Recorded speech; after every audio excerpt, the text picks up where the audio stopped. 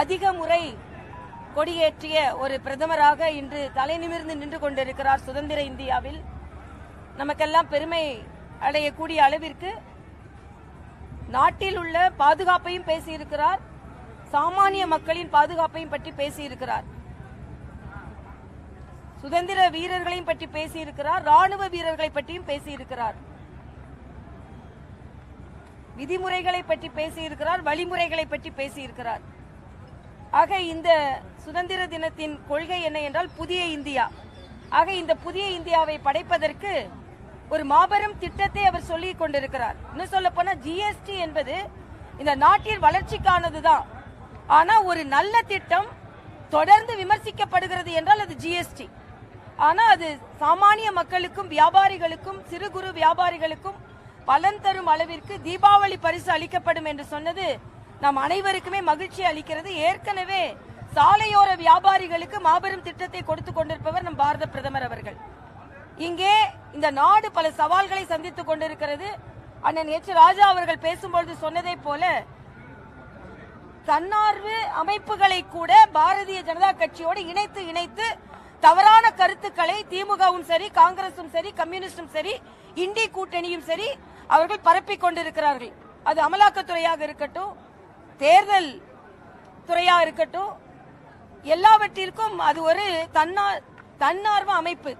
ஆக அந்த அமைப்புகளை இணைத்து பேசுவது மட்டுமல்ல, நான் டி நகர்ல தென்சென்னையில போட்டி போடும்போது டி நகர்ல மட்டுமே 20,000 வாக்குகள் நீக்கப்பட்டிருந்தது. என்ன வாக்குகள்னா எங்க கவுன்சிலருக்கு ஓட்டு போட்ட வாக்குகள், பாரதிய ஜனதா கட்சிக்கு ஆதரவான வாக்குகள். ஆக திராவிட முன்னேற்ற கழகம் ஆரம்ப காலத்தில் இருந்து மை வைக்கிற காலத்தில் இருந்து பொய்மை என்று அன்றே சொன்னாங்க. ஏமாற்றி அவர்கள் வாக்குகளை பெற்றுக் கொண்டிருந்தார்கள். இன்று நேர்மையாக சில நடவடிக்கைகள் எடுத்தால் அதற்கு முதலமைச்சர் உட்பட ராகுல் காந்தி உட்பட எல்லோரும் கண்டனம் தெரிவித்துக் கொண்டிருக்கிறார்கள். பாரதிய ஜனதா கட்சி தொண்டர்களின் உழைப்பை யாரும் குறைத்து மதிப்பிட முடியாது. தலைவர்களின் பெருமையையும் பாரதிய ஜனதா கட்சியின் திட்டங்களையும் யாரும் குறைத்து மதிப்பிட முடியாது என்பதுதான். தமிழகத்தை பொறுத்தமட்டில் இந்த சுதந்திர தின கொடியேற்றல் தான் அண்ணன் ஸ்டாலினுக்கு கடைசியான கொடியேற்றமாக இருக்கும். இதற்கு நாங்கள் சொல்வதை விட துன்பப்படுத்தப்பட்ட துப்புரவு தொழிலாளர்கள் வாயில் இருந்து வந்தது இது. ஏனென்றால் தூய்மை பணியாளர்கள் மட்டுமல்ல, அவர்கள் தாய்மை பணியாளர்கள். அவர்களை நடு இரவு எப்படி அப்புறப்படுத்தினீர்கள் என்பதை உலகமே பார்த்துக் கொண்டிருந்தது. நீங்கள் சமூக நீதியை பற்றி பேசவே முடியாது. நீங்கள் உங்கள் கூட்டணி கட்சிக்காரர்கள் என்ன செய்து கொண்டிருந்தார்கள்? ஆக இன்று ஒவ்வொருவராக பேச தேவையில்லை. நடு இரவு கொடூரமாக அப்புறப்படுத்தப்பட்ட இந்த தூய்மை பணியாளர்களே ஸ்டாலின் அவர்கள் அந்த ஆட்சிக்கு கடைசி உரை எழுதி கொண்டிருக்கிறார்கள். இது மட்டுமல்ல, பெண்களுக்கு பாதுகாப்பு இல்லை, பாலியல் தொந்தரவுகள் பல இடங்களில் இருக்கிறது. கல்வி நிலையங்கள் இன்னைக்கு புதிய கல்விக் கொள்கையை மாநில கல்விக் கொள்கையை அறிமுகப்படுத்தி இருக்கிறார்கள். ஆனா அதுல கல்லூரி கல்விக் கொள்கை பத்தி எதுவுமே இல்லை. எல்லாமே காழ்ப்புணர்ச்சியால் நடைபெறுவது. அதனால் இன்றைய காலகட்டத்தில் பாரதிய ஜனதா கட்சி எங்களை வலிமைப்படுத்துவதற்காக 17ஆம் தேதி மாநில தலைவர் அண்ணன் நயினார் நாகேந்திரன் அவர்கள் தலைமையில் வாக்குச்சாவடி முகவர்களின் மாநாடு நடைபெற இருக்கிறது. இதே போல தமிழகம் முழுவதும் மாநாடு நடைபெற இருக்கிறது. நாங்கள் எங்களை பலப்படுத்திக் கொண்டிருக்கிறோம். நிச்சயமாக மக்கள் எங்களுக்கு வாக்களிப்பார்கள் என்ற நம்பிக்கை எங்களுக்கு இருக்கிறது. கேட்கணுமாப்பா?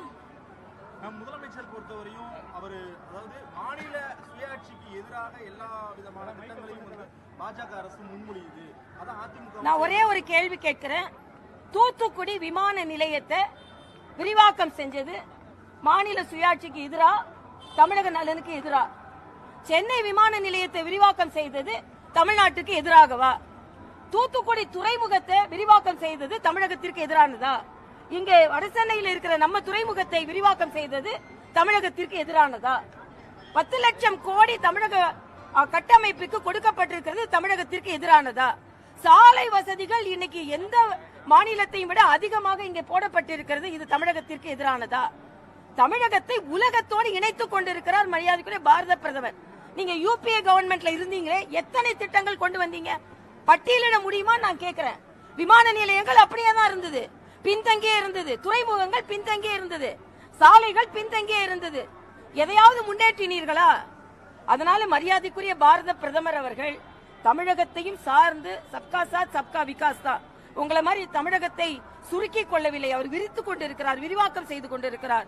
அதனால இன்னும் சொல்ல போனா தமிழக வளர்ச்சியில் முதல்வரை விட பிரதமர் அக்கறை கொண்டிருக்கிறார் என்றுதான் சொல்ல வேண்டும். முதலமைச்சர் பிரதமர் ஏதாவது செஞ்சா அதை அப்படி தமிழாக்க செய்ய சொல்லி ஸ்டிக்கர் ஒட்டுவாங்க. இன்னைக்கு உங்களுடன் ஸ்டாலினே விக்ஷித் பாரத் என்ற நிகழ்ச்சி தான். நானே அதுல மத்திய அரசின் திட்டங்களுக்காக நான் அதுல கலந்து கொண்டிருக்கிறேன். அதே மாதிரி இன்னைக்கு உங்களுடன் ஸ்டாலின், மக்களுடன் ஸ்டாலின் அந்த மருத்துவ திட்டம் நேஷனல் மெடிக்கல் மிஷன் தான். எல்லாமே மத்திய அரசின் திட்டம் தான். மத்திய அரசின் திட்டத்திற்கு நீங்கள் ஸ்டிக்கர் ஒட்டி தமிழ் பெயர் வைத்துக் கொண்டிருக்கிறீர்கள். ஆனால் தமிழக மக்கள் அதில் ஏமாற மாட்டார்கள் என்பது எனது கருத்து. தூய்மை பணியாளர்களை தனியார் மயம் ஆக்கக்கூடாது திருமாவளவன் சொல்றாரு. நான் கேட்கிறேன், இந்த திருமாவளவன் தூய்மை பணியாளர்களின் பிரச்சனையில் கருணையோடு நடந்து கொள்ளவில்லை என்றால் கூட்டணியை விட்டு வெளியே வர தயார் என்று சொல்ல முடியுமா? இங்க வெளியே கூட்டணி இப்படி தூய்மை பணியாளர்களுக்கு பேசிட்டு அங்கே அறிவாலயத்துக்குள்ள போட்ட உடனே கும்பிடு போட்டு பிஜேபி வந்துடக்கூடாது, அதனால நாங்க எல்லாம் உங்களுக்கு கும்பிடு போட்டுட்டு இருப்போம் சொன்னா அநீதி இழைத்துக் கொண்டிருக்கிறார். இன்னைக்கு கூட அந்த வேங்கை வயல்ல இன்னும் நமக்கு தீர்வு கிடைக்கல. திருமாவளவனும் சரி, கம்யூனிஸ்ட்கள் என்ன சொல்றாங்க? இந்த தனியார் மயமாக்கத்திற்கு கம்யூனிஸ்ட்கள் என்ன சொல்கிறார்கள்? ஆக கம்யூனிஸ்டும் சரி, திருமாவளவனும் சரி வெளியே வாய் பேசுறாங்க, உள்ள போய் அடங்கி இருக்கிறார்கள். உங்களுக்கு உண்மையிலேயே தூய்மை பணியாளர்கள் மீது அக்கறை இருக்கிறது என்றால் கம்யூனிஸ்டுகளையும் திருமாவளவனையும் நான் சொல்றேன், நீங்கள் கருணையோடு நடந்து கொள்ளவில்லை என்றால் கூட்டணியை விட்டு நாங்கள் வெளியே வருவோம் சொல்லுங்க. அப்ப அந்த தலைவர்களை மக்கள் நம்புவார்கள்.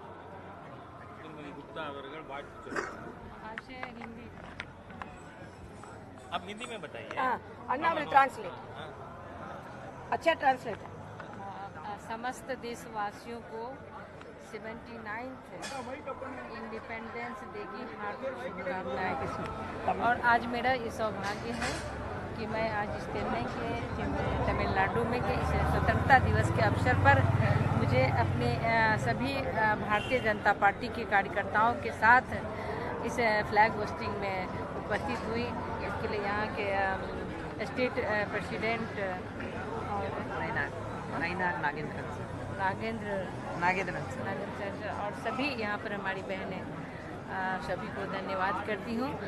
बिहार में इलेक्शन है, इसके लिए भी मैं अपनी समस्त यहाँ पर हमारे जितने बिहारवासी इस स्टेट में हैं उनको आग्रह करूँगी कि चुनाव में आने और बिहार में एनडीए की सरकार बनाने के लिए, और बिहार में विकास है तो एनडीए की सरकार ही वहाँ बनेगी। और माननीय प्रधानमंत्री आदरणीय नरेंद्र मोदी जी के नेतृत्व में जो देश में विकास हो रहा है, सबका साथ, सबका विश्वास और सबका प्रयास के साथ जो ये विकसित भारत का मिशन है, ये निश्चित रूप से 2047 तक ये सफल हो सकेगा।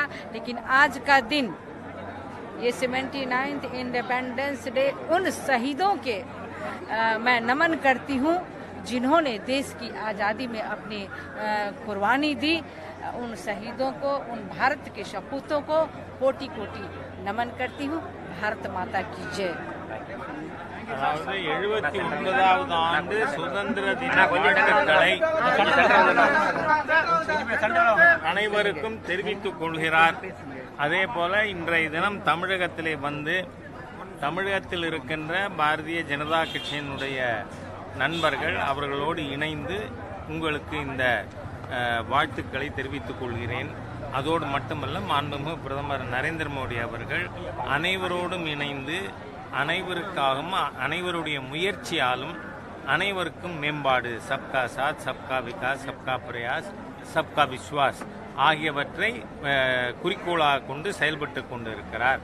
நீங்கள் பீகாரில் தேர்தல் வர இருக்கு, தமிழ்நாட்டில் இருப்பவர்கள் அனைவரும் அந்த தேர்தலில் வந்து பங்கு பெற வேண்டும் பிரச்சாரத்தில்னு கேட்டுக்கிறேன்னு சொல்லியிருக்கார். அவருக்கு என்னுடைய நன்றியை தமிழ்நாடு பிஜேபி சார்பாக தெரிவிச்சுக்கிறேன்.